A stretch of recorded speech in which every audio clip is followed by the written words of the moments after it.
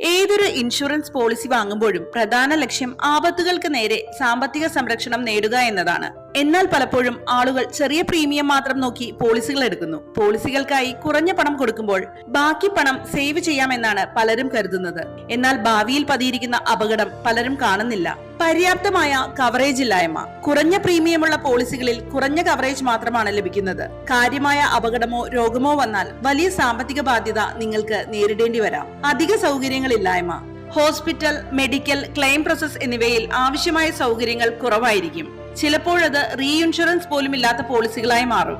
ദീർഘകാല ഫലങ്ങൾ ഇല്ലാതിരിക്കുക. അധിക തുക നൽകുന്ന പോളിസികളിൽ നിക്ഷേപം, പ്രീമിയം ലാഭം, ബോണസ് എന്നിവ ലഭിക്കുന്നുണ്ട്. കുറഞ്ഞ പ്രീമിയം എന്ന് കണക്കാക്കി എടുക്കുന്നവയിൽ ഇവയൊന്നും ലഭിക്കുകയില്ല.